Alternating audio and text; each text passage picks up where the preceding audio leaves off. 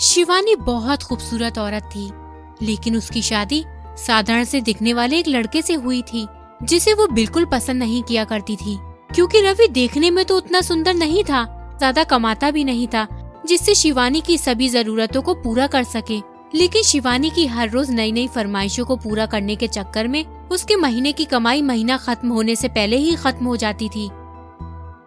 एक दिन की बात है, जब शिवानी अपने बेड पर मुंह फुलाकर बैठी हुई थी, तभी वहाँ रवि आता है और उससे बोलता है, शिवानी, तुमने अभी तक नाश्ता नहीं बनाया, मुझे ऑफिस जाना है और तुम अभी तक सो रही हो। रोज रोज इतनी सुबह मुझसे खाना नहीं बनाया जाता। अगर इतनी ही जरूरत है तो एक नौकरानी क्यों नहीं रख लेते? अरे यार, सुबह हुई नहीं कि तुमने जली भुनी बातें करनी शुरू कर दी।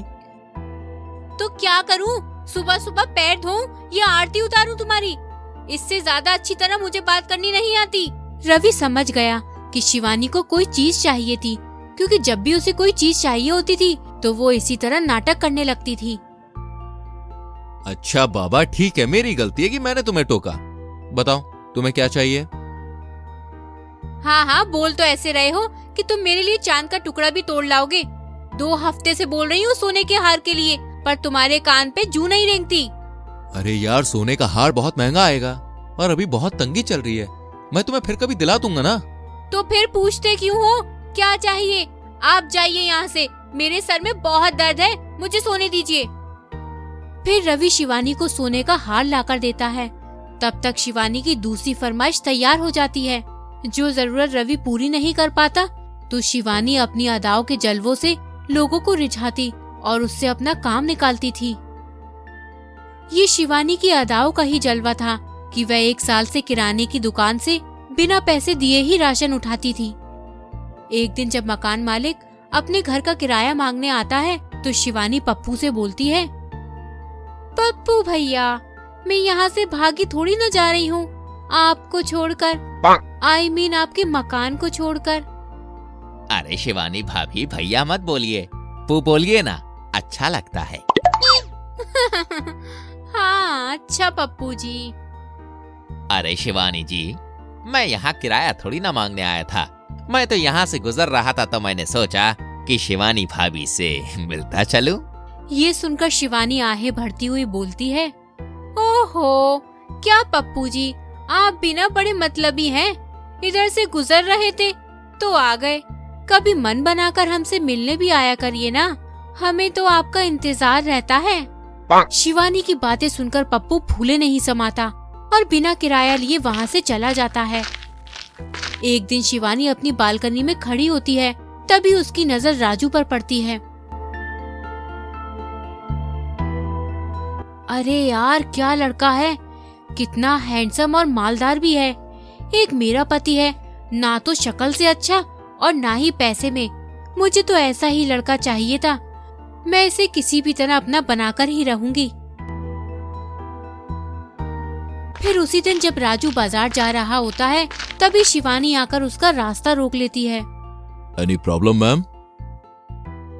मैम नहीं, शिवानी। शिवानी नाम है मेरा।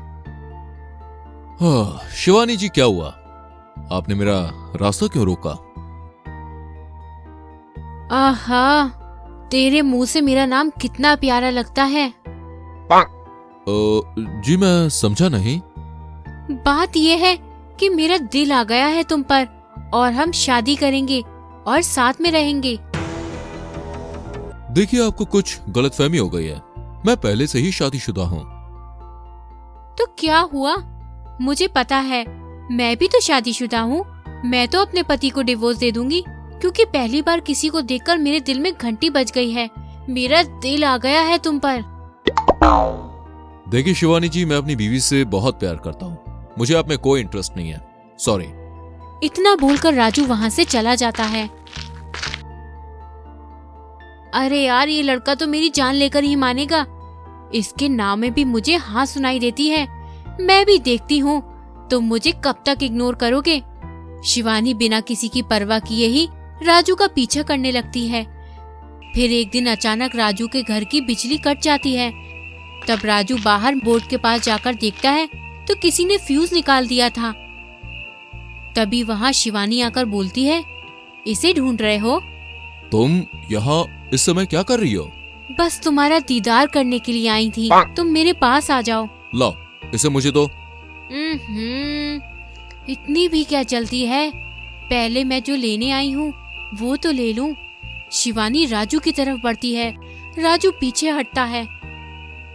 कब तक बचोगे तुम मेरे प्यार से? अरे मैं तुमसे कोई प्यार व्यार नहीं करता हूँ, तुम यहाँ से जाओ प्लीज। पर क्यों नहीं करते हो?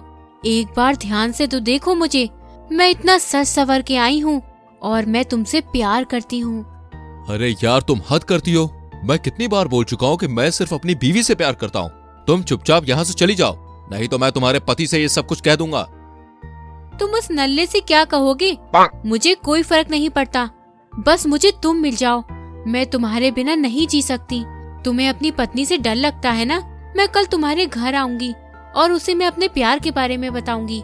इतना बोलकर शिवानी वहाँ से चली जाती है।